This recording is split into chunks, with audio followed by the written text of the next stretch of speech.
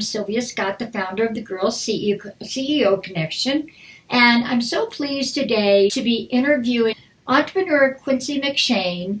Grew up in Concord, Massachusetts. Quincy got involved with reading Nancy Drew books when she was in middle school and became infatuated and a passion for Nancy's attitude, her courage, her confidence. She was having Halloween parties and going out at Halloween, I should say, and birthday parties in the character of Nancy Drew.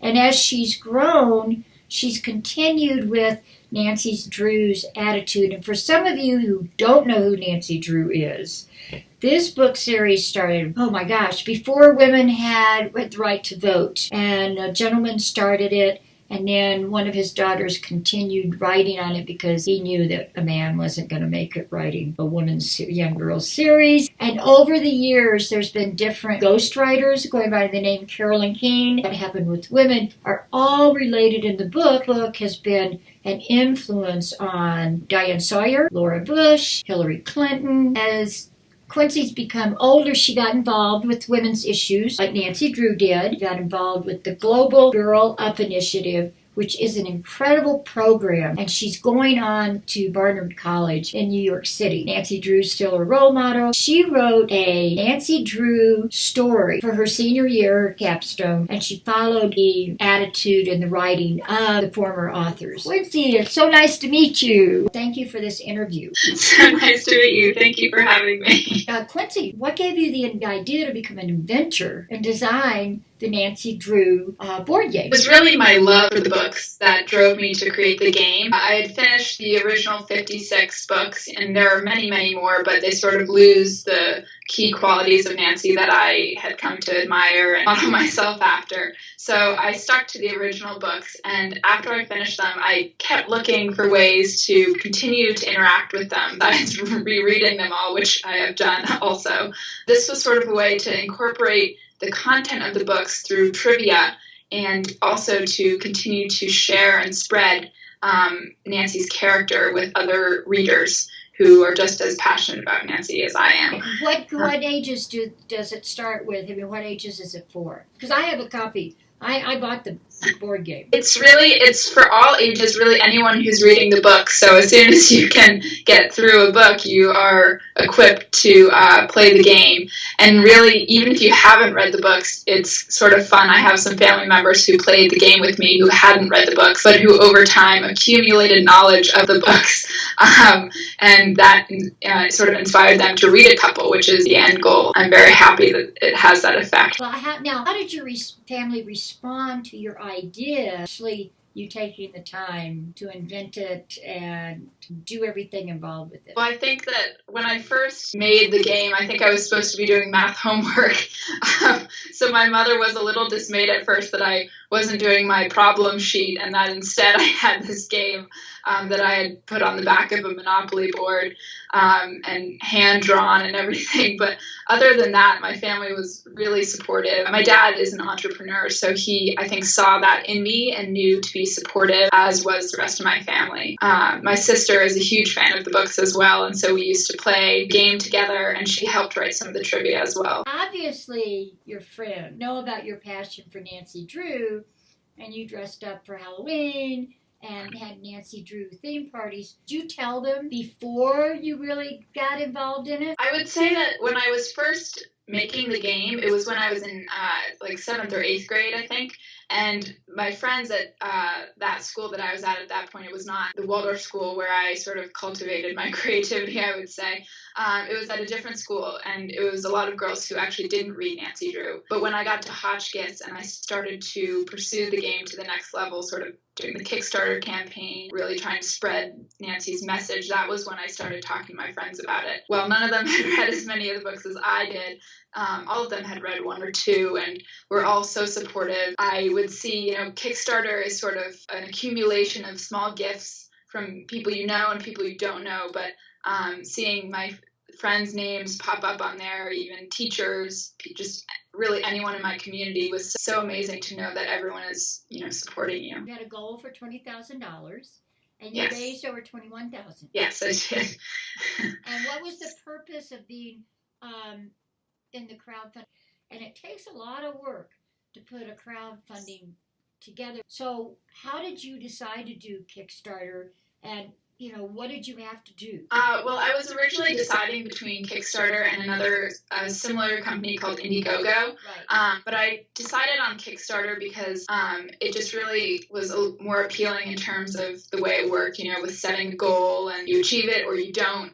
That was one of the risks. A lot of people told me to not shoot so high because if you don't get your goal in 1 month, you don't get any of the pledge money. It was definitely a risk that I was willing to take because I knew that to put the product out there the way that I wanted it, I would need to raise more than $10,000. I spent a summer, I filmed my video with a local friend of a family friend. We all did it together. It was a kind of a big adventure, but it was a lot of fun. And you basically have to show your product to your watchers, to the people who are potentially going to fund you, and then give them a reason, say, this is why I need you to help me. I said I would appeal to the watchers by saying, I really need your help to get my game, an idea to an actual product.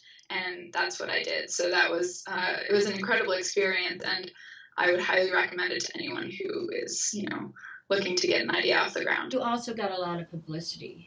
You were in the Huffington Post, the Boston Herald, I believe. To top it off, 17 magazine. They called you a real girl doing amazing things. Now, so what did your friends and classmates think about that? It was just a recognition that I hadn't been anticipating. Not usually one to make a big deal out of things, but when it started showing up on Facebook, the Huffington Post and 17 magazine, friends and just even people in my community who I didn't even really know that well would start to repost it on Facebook. Kind of funny to be scrolling through, you see one article by BuzzFeed and then the next it's your face and they're talking about your game, and it's just incredible to see that support.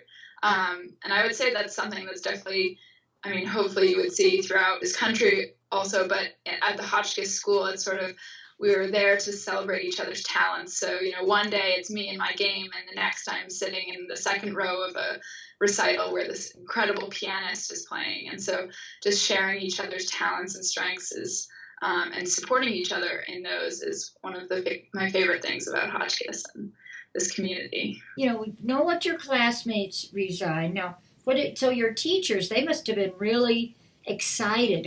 When you first got it started, even before Kickstarter, what did they think? Yeah, it was definitely, especially because I was just beginning Hotchkiss, and it's a really tough place in terms of the workload.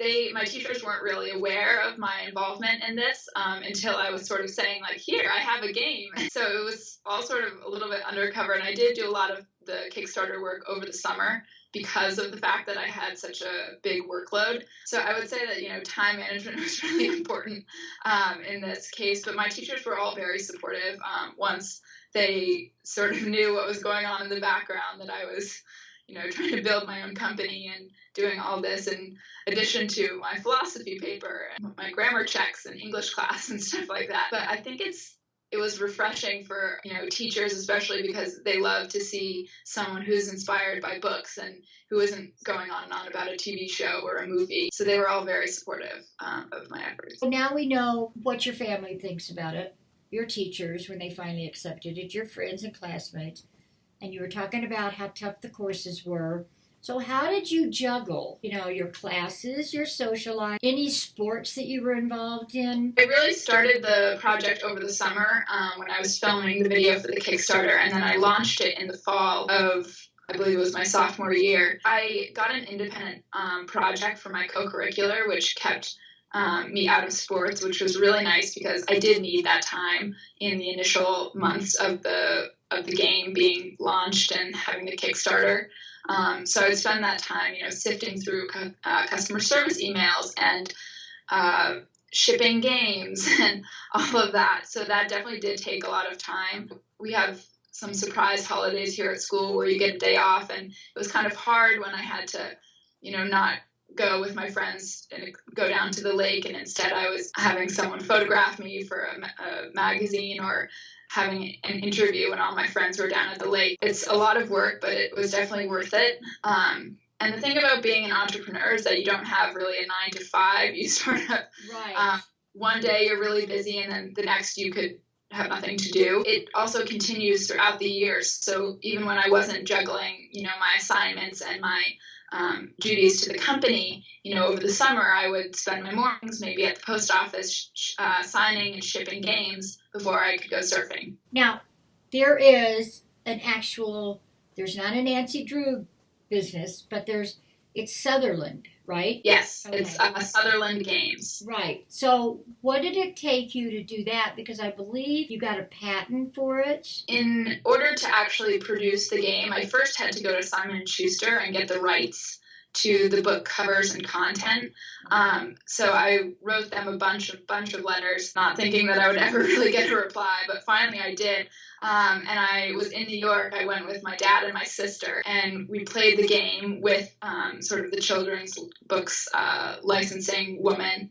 And she ended up giving me the right to use all of the content, which really allowed me to put my game into production, because without that, I wouldn't have been able to follow through on it. Also did have to, I hired a Chicago law firm and filed a provisional patent to protect some of my ideas used in the game, because some of them were not very common or hadn't really been seen. And so I wanted to protect those so that they could continue to be used by me in the future, but not by anybody. So that was definitely a really important step, but also just made the project more legitimate, so that, it was a real thing, and is to this day. We're talking about all this and your Kickstarter. Were you 16 completely through this whole time? Was it the whole year?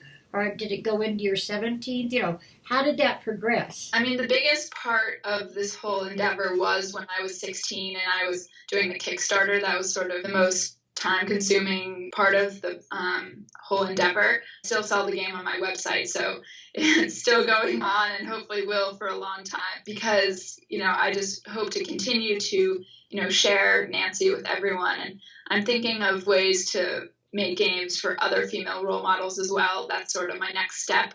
But of course, it's hard to find, the time to sit down and come up with another idea and then follow through on it in the way I was able to with Nancy. I hope to at least continue to sell the Nancy Drew board game for a long time. Well, I think it's great, that you're able to do this and to encourage other girls to read the book. What challenges did you have and are having?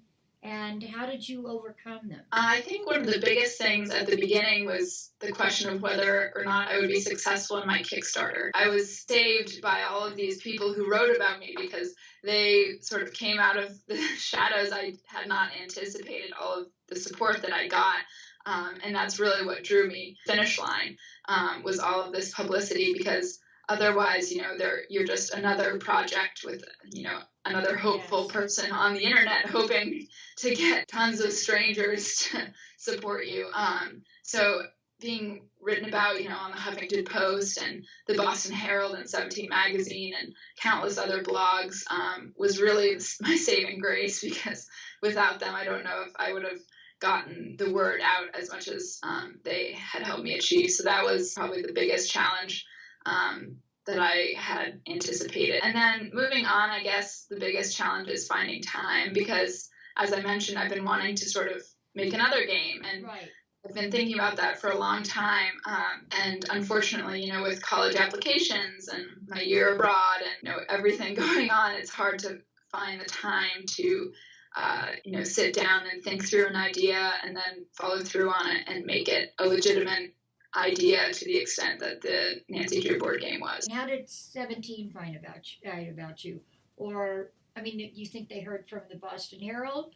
Is it just, a domino effect? What do you think happened? I think it is a kind of a domino effect, because I believe it was the Boston Herald who wrote about me first. And they had sort of a big article, and I think others caught on after that and just sort of started playing off of each other. Because you can see a lot of the content is pretty much the same in a lot of the articles, but they were sort of getting their information from each other, and originally from me. But I really I'm still to this day in awe of, the Huffington Post and 17 Magazine writing about me. That's something that you only can imagine in your dreams, and somehow it came true for me. So how do you think your education at the Waldorf School, with them encouraging and instilling creativity, how do you think that played into you're actually an inventor. So how did that play into it? Oh, I think it is all because of the Waldorf School that I am an inventor and entrepreneur today. Because, if I had been at a regular school in second grade, had meant sitting in a classroom with vocab quizzes and math tests, I would not be where I am today. The Waldorf School doesn't confine its students to one way of learning, and they're very, they gave us, free time, and which is so rare in today's world. We kind of push everything to the limit, and every minute has to be scheduled. But they understood that, children need to be able to have some time to discover sort of the depths of their creativity and of, their bounds and limits and or lack thereof. While artistically it was, painting classes and woodshop classes and stuff like that sort of gave me more of a creative mind in that sense. I think it was the greater, lesson that there's not one way to do something, and that, you sort of have to look to the simplest form, sort of the roots, and just accept that, you can really do anything that you set your mind to. I definitely, and I've taken that with me ever since. Well, this now segues into this point. The Nancy Drew series started so many years back. And it's gone through history, talking about different issues in history. Actually, when women had the right to vote, it went through that. And then the different authors. So when you saw that and how it reflected in the political and social climate, when did you realize that it was really influencing your involvement in what's going on today? Well, I think that was my freshman year. I had some proctors, or sort of like RAs in my dormitory, who sort of opened my eyes to equality and women's issues, both in our community and beyond, really. And that's when it sort of clicked. I was like, oh, is that why I really love Nancy Drew? And I had been sort of been influenced by Nancy all these years without even realizing it. And then I had finally been able to identify why I was so attracted to her, and her qualities. And I've definitely taken that with me ever since. I mean, I'm very involved in everything going on today. And also when I was part of the Girl Up Initiative, that was a really special opportunity, because you get to sort of, use what you have, and help someone who doesn't share the same thing with you. So, we had a drive for female hygiene products to take to the refugees in northern France, and just sort of opening your eyes to people that don't share your privilege, and using your privilege to help them. And so I guess it was, Nancy Drew who started that in me, that said, you can be empowered and empower others. So I guess that's part of the message that I'm hoping to spread.